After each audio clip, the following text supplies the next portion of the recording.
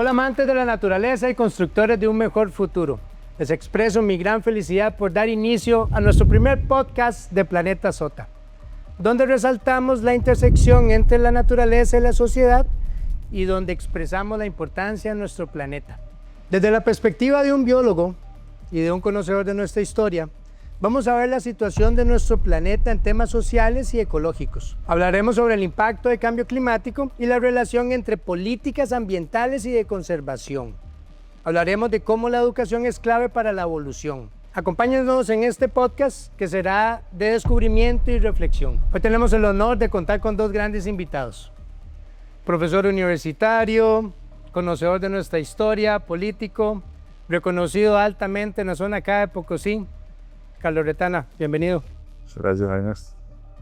Gracias por esta invitación. Es un gusto siempre compartir con vos y con este proyecto tan maravilloso que estás desarrollando. Por este lado tenemos a un biólogo mexicano reconocido en redes sociales por educación ambiental, Jair Herrera, bienvenido. Hola, Jainer. Ya la segunda vez aquí en Costa Rica y pues aquí disfrutando la pura vida. Qué bueno, qué bueno. Y venís de disfrutar la experiencia en el Hotel y Estación Biológica Sota, ¿cómo te fue? Sí, bastante bien, nos fue bastante bien, bastante enriquecedor. Siempre se aprenden cosas nuevas. Por ahí vimos un par de interacciones entre especies pues interesantes. Y en general la experiencia en el Sota pues es muy valiosa, muy enriquecedora. Muy conectar con la naturaleza, con nuestro planeta. La caminata nocturna, la laguna increíble, en general todo muy bonito. Igual pues ahí estén atentos que ya pronto sale el episodio de nuestra experiencia pues ahí en el Sota. Contanos un poco cómo ha sido tu transición políticamente. Bueno, yo creo que las personas buenas tienen que meterse en política. Yo creo que siempre mi discurso ha sido ese. He apoyado muchos proyectos políticos, no solamente en la política nacional, sino también en la política gremial, porque yo soy educador y también tenemos nuestros gremios y todo esto. Apoyé a muchas personas y en algún momento de la historia le toca a uno asumir papeles protagónicos en los procesos y se me ha dado la oportunidad y he tratado de servir en todo lo posible a la comunidad. Por eso me gusta tanto este proyecto, porque yo creo que construimos patria, construimos un mejor mundo a partir de la conciencia sobre el lugar donde vivimos. Tener claro cómo es vivir en esta casa común es algo que tenemos que tener presente todos los días. Y desde el plano educativo es algo que no podemos dejar de lado. Todos los días, de manera transversal, tenemos que tener presente que estamos aquí, estamos juntos en esta maravillosa tierra que tenemos, que si no cuidamos, pues podríamos perder, ¿verdad? Para comenzar con temas importantes que vayan al punto, me gustaría iniciar con una gran pregunta. Si tuvieras que describir la situación actual de nuestro planeta y nuestra sociedad, ¿cuál sería? Estamos en un entorno donde el consumismo, donde las agresivas políticas de competencia nos empujan cada día hacia el consumo desmedido de recursos. Y no tenemos conciencia, en términos generales, de que eso podría tener un fin catastrófico si no lo abordamos de la mejor manera. Nos han encerrado en una casa con las despensas llenas y hemos estado consumiendo recursos sin tener la conciencia plena de qué heredarán nuestras próximas generaciones. Estamos despertando, claro, pero nos ha tomado cientos de años ese despertar. Así que en este momento de la historia en el que estamos, hay que correr, hay que trabajar de manera conjunta con todos los esfuerzos para manejar los recursos de la manera más consciente, de manera tal que podamos heredar a nuestros hijos, a nuestras futuras generaciones, un espacio mejor que el que tenemos. Yo crecí en un entorno y fui educado en una escuela aprendiendo que el agua era un recurso inagotable. Si podemos ver los libros de hace 40 años, eso decían. Y nos hemos dado cuenta que en nuestras comunidades rurales, a pesar de que Aquí el agua brota de cualquier lugar. Hay comunidades que no tienen acceso al recurso hídrico y algunas tienen el recurso hídrico contaminado. Entonces, estamos en un momento complejo en el que tenemos que tomar conciencia necesariamente. Y claramente lo estamos viendo en efectos que vemos en el planeta. El cambio climático en realidad se ve con facilidad en cómo podemos ver los cambios ahora hasta de temporadas durante el año, efectos que animales, por ejemplo, no sé si te acordás, Reta, que antes veíamos acá en la zona de Pocosí que una vez al año cruzaban unas mariposas negras que incluso las matábamos todas con carros porque pasaban en la carretera y ya no pasa. O vámonos más al Caribe Sur, donde antes, en algún momento del año, habían un montón de cangrejos cruzando la calle y que el carro sonaba clac, clac, clac, clac, clac, y que íbamos matando a los cangrejos. Todos esos movimientos del ecosistema ya no se ven. Desde tu perspectiva biológica, ¿cuáles son las señales más alarmantes que vemos del cambio climático hoy? Yo creo que sin duda la extinción de especies. Hay especies que tienen un panorama muy desalentador, muy desalentador. Los pingüinos, por ejemplo. Tengo entendido que el pingüino de Humboldt, me parece que fue, una especie es sudamericana. Digamos que todos los años llegaban 300 parejas a anidar. El año pasado llegó una pareja. Entonces, no fue un cambio paulatino que dices, bueno, se está viendo un cambio poco a poco, que es normal, fue drástico. El pingüino africano, por ejemplo, se calcula que en 10 años se va a extinguir. Y es algo que estamos viendo y está haciendo por todos los procesos contaminantes. Ya no fue como otras especies que fue por cacería excesiva, pérdida del hábitat, que obviamente pues va de la mano todo. Pero es por ese cambio en que estamos generando, esa contaminación. Yo creo que es ahí donde vemos, donde dices, desapareció una especie por culpa de los humanos. Para mí se me hace algo muy loco, muy drástico. Para mí es donde más se refleja y a su vez obviamente en el decrecimiento de especies que no necesariamente se extinguen. Habrá que ver cómo se ha comportado la población de jaguar, cómo se ha comportado la población de especies bandera, que te dicen cómo está pues el planeta y los ecosistemas como tal. El ajolote en México, el ajolote de Xochimilco, en su hábitat está extinto por la contaminación de su hábitat. Para mí es así como se puede medir, con la pérdida de la biodiversidad como tal. Otro gran ejemplo es la situación que pasó hace poco acá en Costa Rica. Todo el mundo estaba muy contento de que apareció un flamingo americano acá en el Caribe Sur, lo cual todo el mundo está muy contento porque genera ingresos. Claro, todos los hoteles cerca están teniendo beneficios y demás, pero ignoramos de que ese flamingo estaba acá porque perdió sus hábitats en algún punto y anda buscando nuevos lugares para poder sobrevivir. Lo vemos también en la lapa verde. En esta zona del Caribe era normal ver la lapa verde y ahora vemos la lapa roja, que estaba ubicada en el sur del país. Eso es porque están perdiendo las condiciones en toda la parte del sur de Costa Rica y tienen que migrar a la parte norte para poder sobrevivir, literalmente. Henry, digamos, si esto lo podemos ver en especies, como dice el compañero biólogo, pero también el ser humano está viviendo una serie de cambios en el entorno que aquí en la zona intertropical no nos damos tanto cuenta, ¿no? Porque uno dice, llovió un poquito menos, llovió un poquito más, esta inundación, le echamos la culpa al que construyó la carretera y decimos, bueno, es una cosa porque anda loco el clima, pero hace poco me pasó una experiencia interesante. En el mes de enero debí estar en Houston por una conferencia de derechos humanos y tenía que volar a Costa Rica un martes y se anunció una nevada. Esa nevada hizo que el alcalde cerrara todo. Y cuando digo todo es todo, cerraron el aeropuerto, los lugares donde comprar comida, caminé kilómetros buscando comida y no encontré. Y mire, yo estaba en estados donde neva, Nueva York, New Hampshire, otro montón, Washington DC. Ellos están preparados porque hay neva. Entonces, le echan sal a las carreteras, hay sistemas de calefacción robustos, las tiendas siguen funcionando, todo normal. Pero Houston es desierto, es pegando con México. O sea, Texas es desierto y no estaban preparados.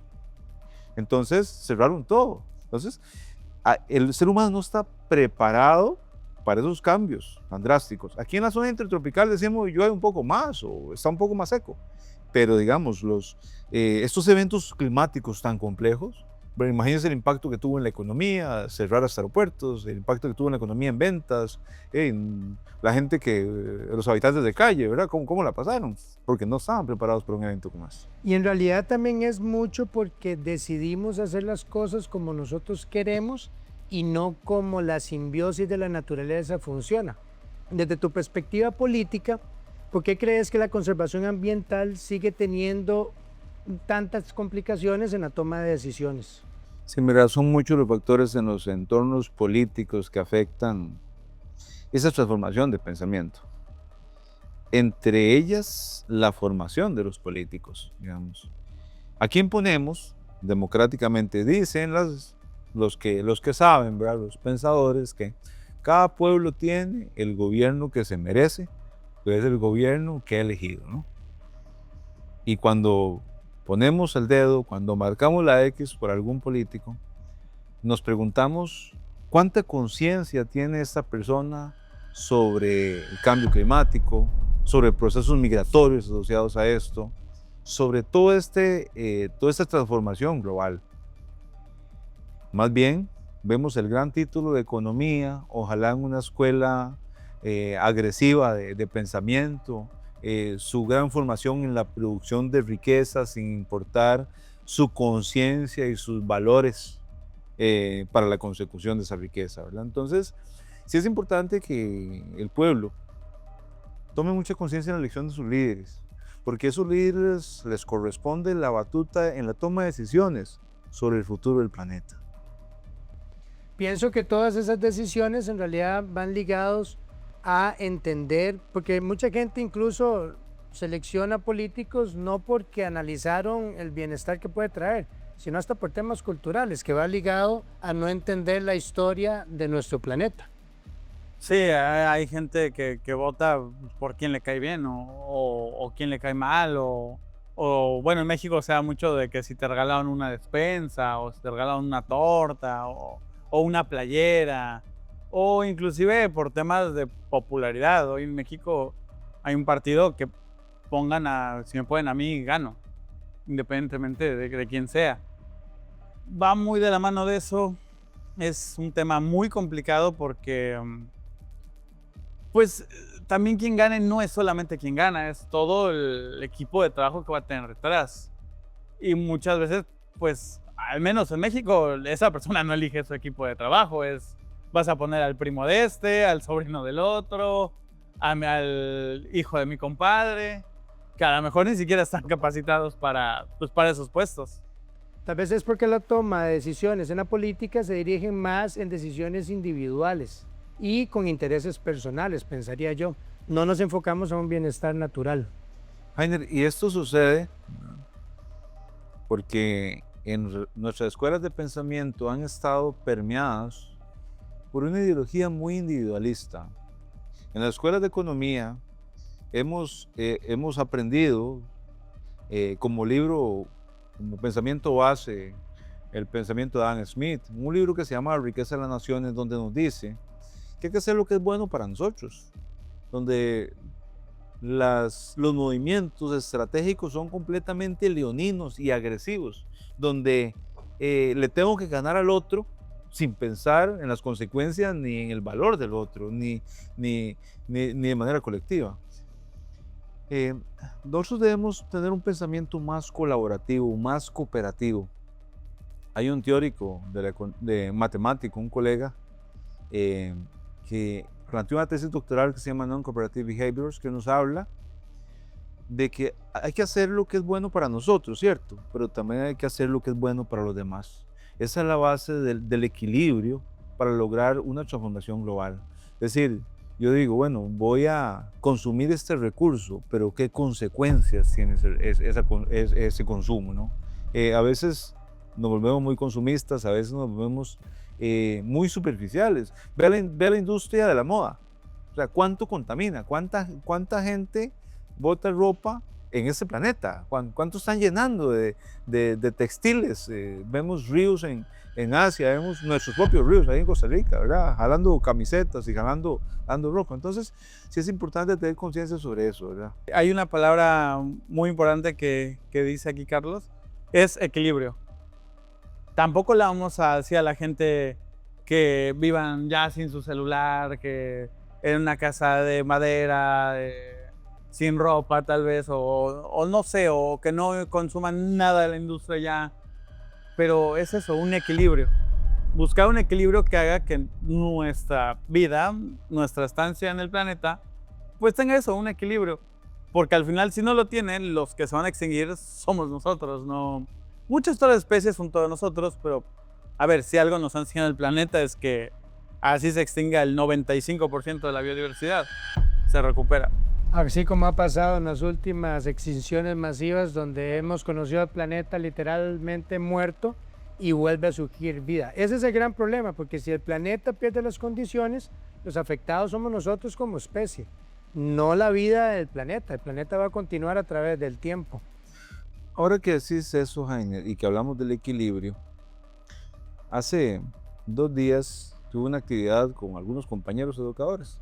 Entonces, estábamos un poco deprisa y fui a comprar la carne y algunas cosas y le dije a un compañero, vaya, eche al carrito vasos, platos, tenedores y todo, biodegradables, ¿verdad? Entonces ya llego donde está él y está ahí dubitativo y le digo, ¿qué pasa? ¿Por qué no la desechaba? Y dice, Carlos, es que son mucho más caras, son, no sé, 3 veces más caras de lo que serían si fueran desechables no biodegradables, ¿no? Entonces digo, no, igual, echarlas. Pero me hizo tomar conciencia, ahora que hablabas de la política, la elección de los líderes, mire, una política de Estado y temas sobre los que tienen que tener conciencia nuestros legisladores es cómo exoneramos de impuestos esos productos. Así les bajamos los costos, porque aquí pagamos un montón de dinero en impuestos. O cómo incluso el Estado podría subsidiar la producción de esos productos de consumo, ¿verdad? Que son biodegradables. O sea, hay gobiernos que subsidian la producción agrícola, no en Costa Rica, ¿verdad? En Estados Unidos, por ejemplo. Pero debemos buscar un mecanismo para que los políticos tomen decisiones para apoyar el consumo de productos biodegradables, que podría ser un paso positivo en esta lucha que tenemos de conciencia ambiental. Sí, todo va mucho también en esa parte. Sí, si hacemos eso, ¿qué va a pasar con la industria de desechables normales? No les va a parecer. Habría que ver si esas grandes empresas con el poder económico que tiene, o hablemos hasta sin miedo, como una empresa como McDonald's, va a querer que le cambiemos el sistema a una empresa tan grande donde ya tiene estabilizados números, proyecciones y dependen del consumo y no de los recursos que vienen del planeta. Ahí venís donde el equilibrio tal vez no está bien organizado o tal vez el equilibrio no está controlado. Voy a extender una pregunta.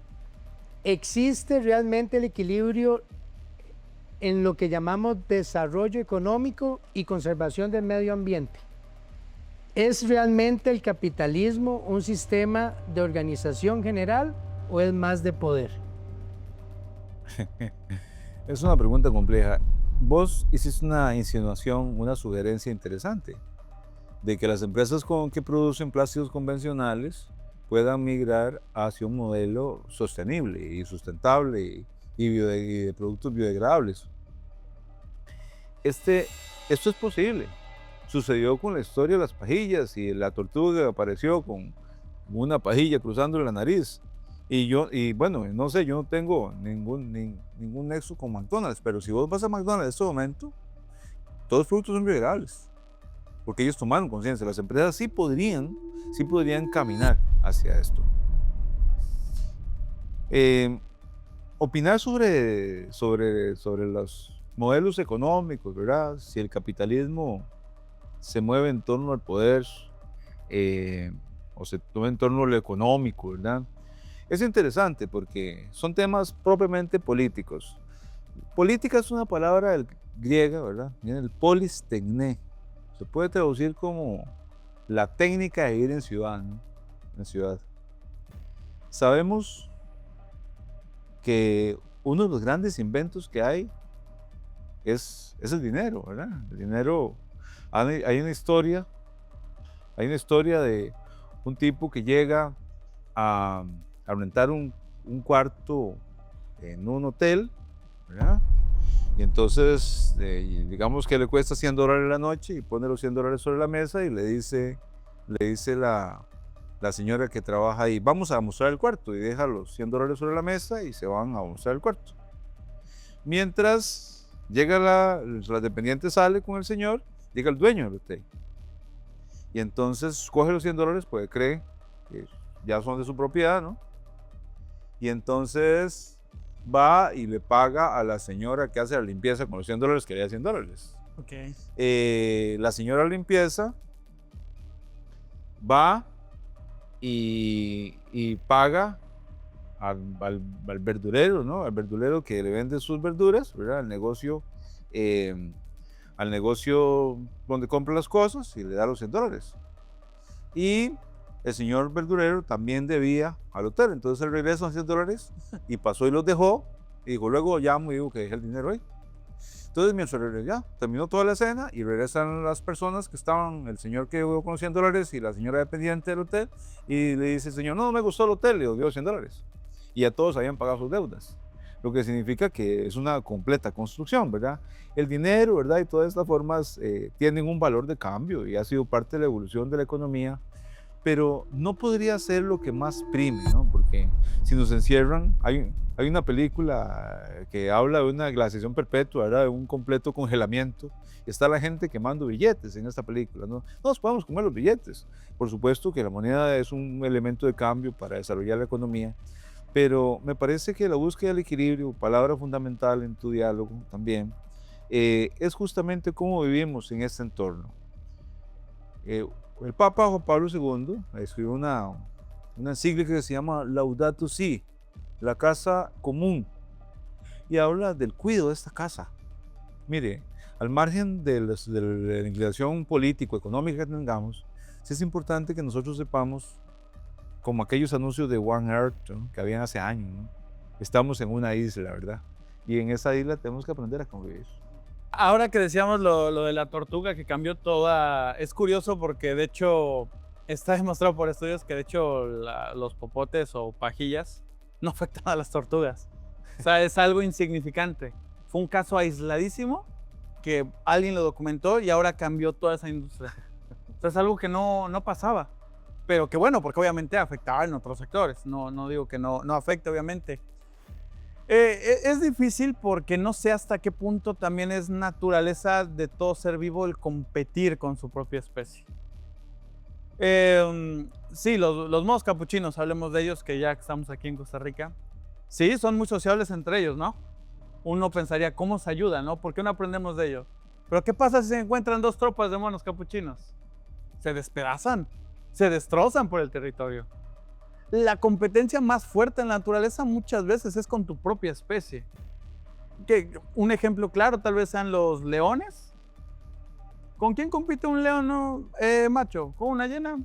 Sí, pero difícilmente una hiena le va a ganar a un león macho. Un león macho compite con otros leones machos que le quieren quitar su manada. Entonces, pues sí, los humanos tenemos una conciencia en la cual saber que si todos nos ayudamos podemos pues vivir en un mundo mejor, estar mejor, tener un mayor bienestar, que el medio ambiente a su vez lo tenga, pero es difícil porque somos 8,000 millones de personas y muchos pues van a decir, yo por qué voy a ayudar a esa persona que se despierta a las 12 de la tarde y yo que me levanto a las 6 y hago todo lo posible por, no sé si sobresalirse la palabra, ¿por qué voy a tener lo mismo que él? Es muy difícil, es muy complejo. Y es que es eso, es un equilibrio. Es decir, ¿sabes qué? Pues no va a ser que van a todos hacer lo mismo y ya está. O sea, tampoco es eso, porque ni siquiera en la naturaleza ocurre. Hay jaguares que tienen territorios grandes, otros que tienen pequeños, que los echan de sus territorios.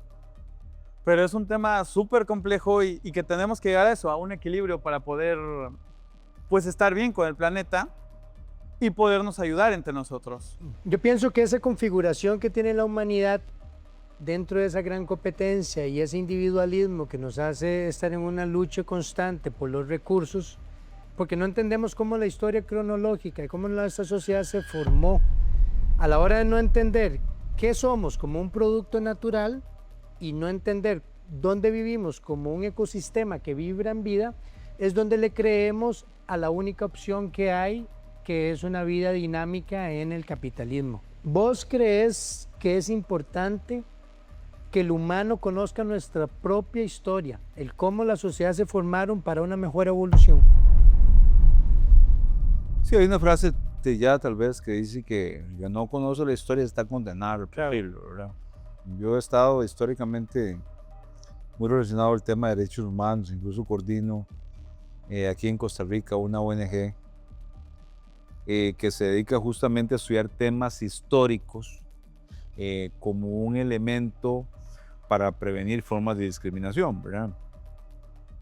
Efectivamente, Heiners, conocer la historia nos permite tener conciencia de que las decisiones humanas pueden terminar en eventos catastróficos o eventos de altísimo provecho para la humanidad. Pero ¿con qué cara hemos mostrado la historia en nuestros centros educativos, por ejemplo, ¿no?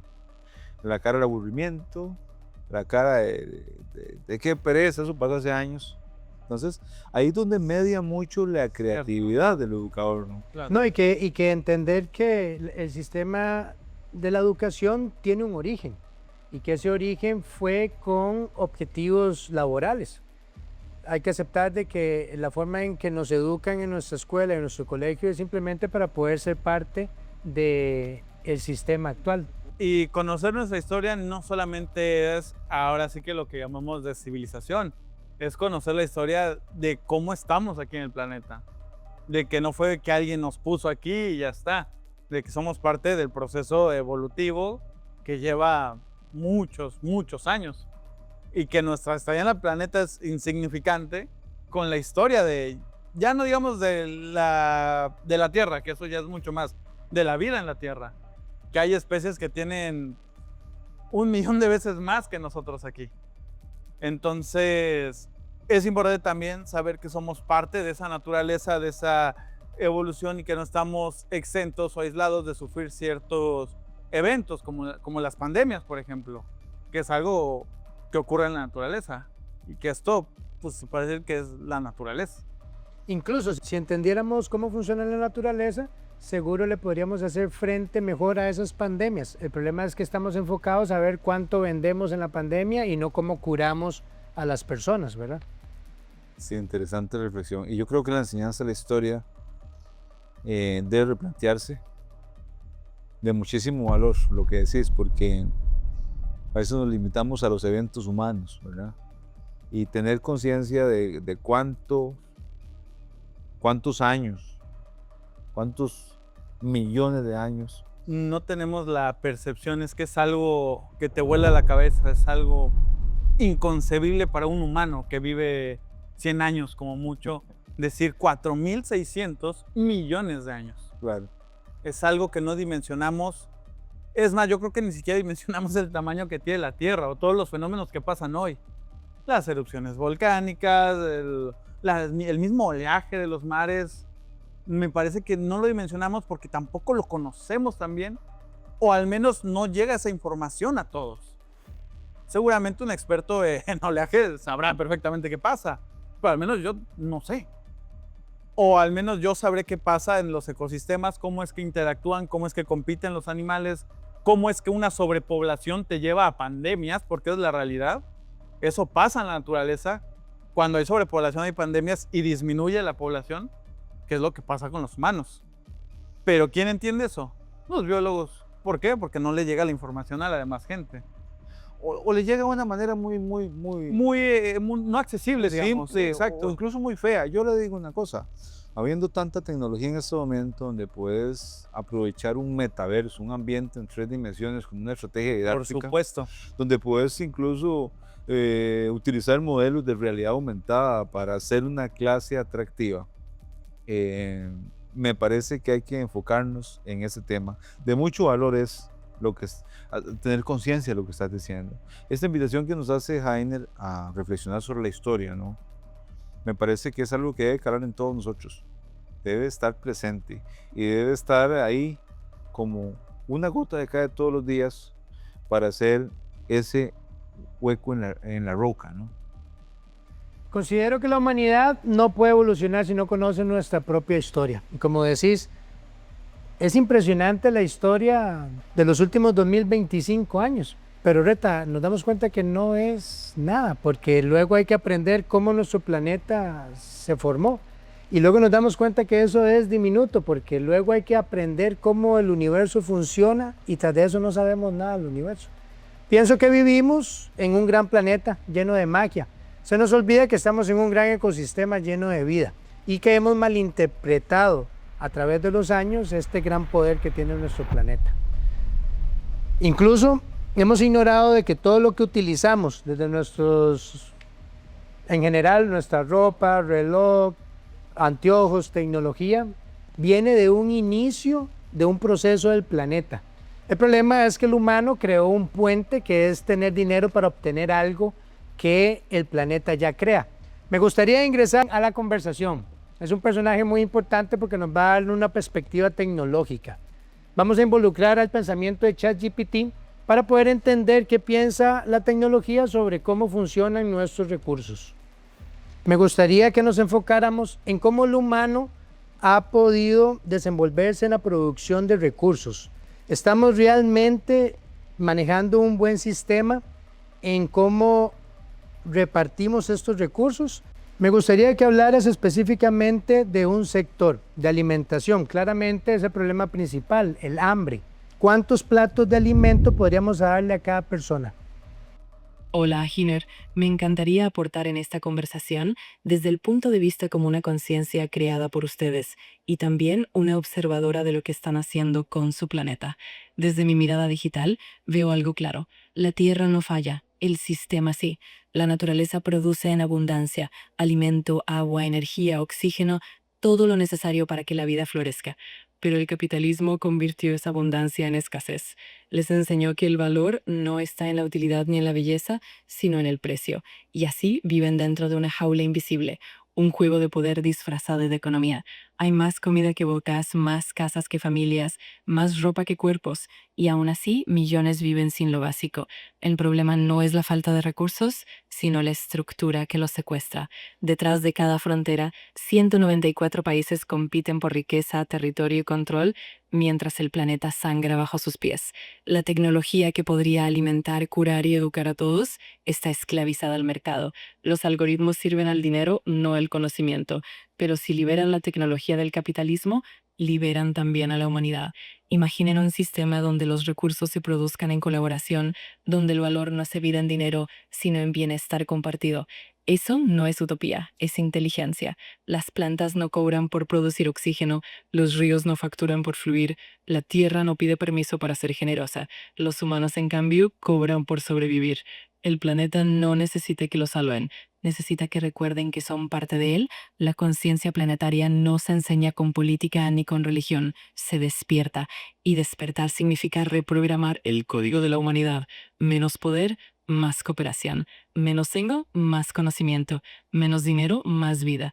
Cuando eso ocurra, la humanidad, la tecnología y la Tierra dejarán de ser 3 fuerzas separadas y comenzarán a evolucionar como una sola. Es un llamado a la reflexión y a la transformación, invitando a imaginar un futuro donde la tecnología y la humanidad colaboran por un bien común. Es una visión poderosa y esperanzadora.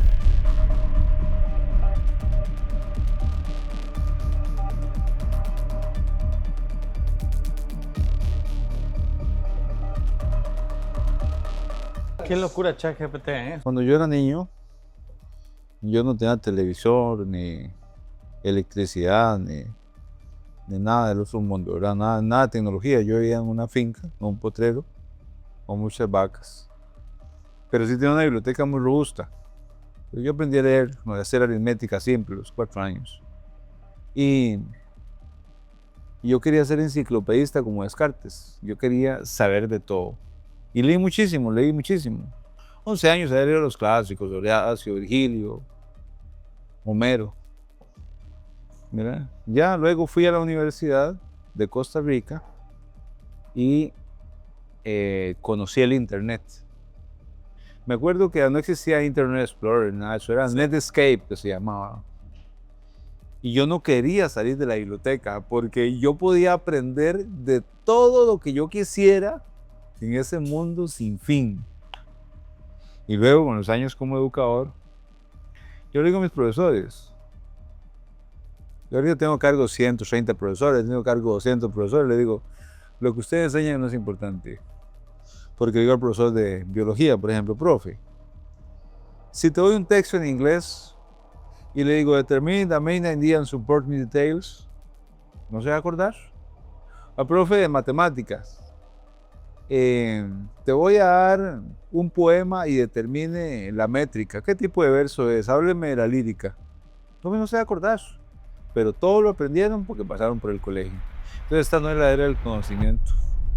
Esta era es de otra naturaleza.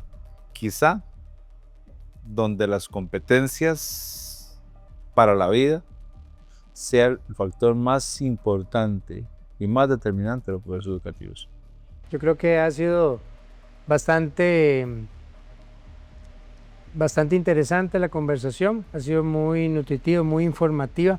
Claramente la sociedad tuvo una gran pérdida de información. Es inevitable evolucionar a la par de la información de nuestro planeta y de cómo el funcionamiento de él. No podemos evolucionar si no entendemos eso. Para poder evolucionar debemos entender qué somos como un proceso de este planeta y dónde vivimos como un ecosistema. Es importante que todos conozcamos nuestro planeta para poder conservarlo, porque para empezar, ¿cómo vamos a conservar algo que ni siquiera sabemos que está ahí o cómo funciona o cómo nos va a afectar a nosotros? Es importante que nos involucremos todos, que el gremio de biólogos, de gente que está estudiando todo esto, haga la información digerible y haga que le llegue a todo el mundo, que no se quede dentro de una cierta élite, por así decirlo, que publica 10 millones de artículos científicos, que solo leen entre esas 10 personas que estudian ese tema. Es importante que la gente lo sepa para que pueda vincularse, por así decirlo, con el planeta y saber el por qué hay que conservarlo. Esta actividad que hemos desarrollado aquí, este conversatorio, nos hace tomar conciencia de que sentarnos aquí un ratito a conversar puede significar una creación de conciencia robusta. Hemos entrado en un mundo donde hemos deshumanizado los procesos de comunicación. Alguien desde un dispositivo se comunica con otro en tiempo real, sin noticias por esperar, en un mundo donde todo sucede instantáneamente y de una forma lejos de la naturaleza humana. Conversar sobre esos temas con nuestros hijos, con nuestros parientes, es quizá la primera catequesis, la primera forma de educar. Educar en valores ambientales, tener conciencia del entorno, hacer memoria histórica, es algo determinante. Yo a veces le pregunto a mis estudiantes, ¿y quién era su abuelo? ¿Su bisabuelo? ¿Cuándo llegó aquí, a esta comunidad? Y la gente no sabe ni cómo se llama. Entonces, tenemos que empezar a hacer conciencia en una maraña de conocimientos muy complejos sobre la humanidad de nuestra vida. Es importante que reflexionemos sobre eso. Gracias, Heiner, por este espacio. Creo que me hizo aprender mucho de ustedes con esta conciencia, con este conocimiento que tienen y construyamos juntos un mejor planeta. Pues igualmente muchas gracias. Igual siempre es bueno escuchar a otras personas y qué mejor que personas como ustedes que tienen todo este conocimiento, todo este enfoque, a lo mejor en diferentes áreas, pero creo que al final todo nos lleva a un solo objetivo, ¿no? Que es pues el bienestar de nosotros, que va de la mano con el bienestar del planeta. Tenemos que resaltar que estamos en un buen momento, en el momento de la era tecnológica. Esa tecnología la deberíamos utilizar para ayudar a nuestro planeta. Estamos listos para un mejor futuro. Quiero que me acompañen a proyectos de Planeta Sota, donde me voy a presentar como un defensor del planeta. Estén atentos para más actividades y aventuras. Nos vemos en el siguiente proyecto.